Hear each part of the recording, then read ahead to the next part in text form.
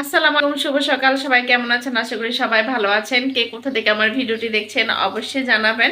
আজকে শুভ সকাল হলো, আজকে বছরের প্রথম দিন হলো। মনটা খুবই খারাপ। মনটা কেন খারাপ সেটাও বলছি আপনাদের সাথে। এখন আকাশে অনেক কুয়াশা। এখন বাজে হলো 10:30।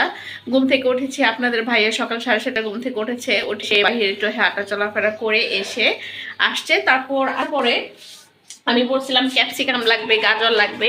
সে ক্যাপসিকাম আনছে, গাজর আনছে। এই যে ক্যাপসিকাম, গাজর, ফুলকপি। বলছিলাম আজকে একটু ফ্রাইড রাইস রান্না করব। তো আমার বুয়া, মানে আমার যে বাসার খালার কোনো খবর নাই। এখন 10:30 বাজে, সে এরকম ঘুম দিচ্ছে। আসলে আমরা কিভাবে তাদের সাথে ভালো ব্যবহার করবো বুঝতেছি না।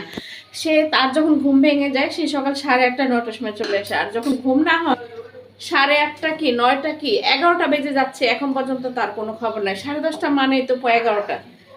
এখন পর্যন্ত সে আসে না। আমি এখানে ময়দা গুলে রাখছি। আমি এই মাসে তাকে বেতনটা বাড়াই দিচ্ছি, যে থাকছি যেহেতু কাজ টাজ করে বেতনটা বাড়াই দিই, কিন্তু কোনো খবর নেই। বলেন কি করব? কখন? হ্যাঁ হ্যাঁ আব্বু, তুমি কখন উঠছো? যা পড়াশোনা করো। ক্ষুধা লাগছে? আমি রুটি বানাই দেই। বেডের খবর নাই।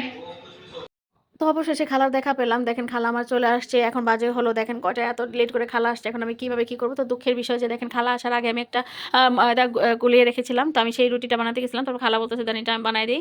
তো একটা সিদ্ধ করেছিলাম, একটা আসিদ্ধ করছি। তো এখন খালা বানাইতেছে, আর এই ফাঁকে আমি রুটি ভেজে টেজে সব নাস্তা পানি করে ফেললাম।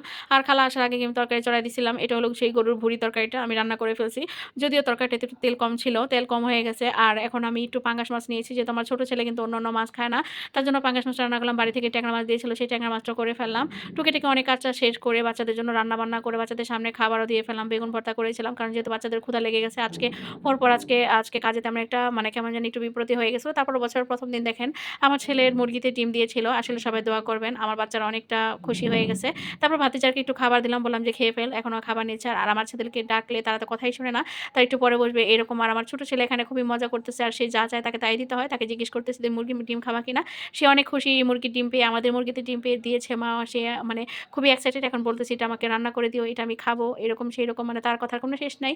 তারপর এদিক দিয়ে টুকিটাকি কাজটা শেষ করতে হলো বিকাল হয়ে গেল। আমার বাসায় যেই বুয়াটা কাজ করে গেছিল, বাথরুম দিয়েছিল, সে আমার জন্য কলই শাক আনছে। সে বলতেছে কলই শাক খাবেন কিনা। আমি তো কলই শাকের পাগল। তো আমি তাকে টাকা চাচ্ছিলাম, সে টাকা নিবে না। বলতেছে আমি আপনাকে এমনি দিব, আমি আপনার জন্য নিয়ে আসছি। সেও কিন্তু কিনে নিয়ে আসছে। আসলে এটা হলো ভালোবাসা, যে কিছু কিছু মানুষ আছে যাদেরকে আপনি আদর করবেন, তারা আপনাকে আপনার আদর মর্যাদা রাখিবেন, আপনাকে ভালোবাসে, আপনাকে মনে রাখে। যেমন এই বুয়াটা আমার বাসায় অনেক আগে বাথরুম দিত, সে এখন করতে পারে না, তার মাঝে সমস্যা, কিন্তু সে আমার জন্য এরকম শাক নিয়ে আসছে। ভাবা যায় বলেন তো? এটাই হলো ভালোবাসা। আসলে অনেক চেষ্টা করি কারো কাছে ভালো থাকার জন্য, জানি না আল্লাহ তাআলা এখন কার কপালে কি রাখছে। তারপর ভালো, সবাই দোয়া করবেন যেন এইভাবে মানুষের ভালোবাসা পেতে পারি, মানুষকে ভালোবাসা দিতে পারি। অবশ্যই আমার ভিডিওটি একটা সাবস্ক্রাইব করে দিবেন আপনাদের সাথে যদি ভালো লাগে।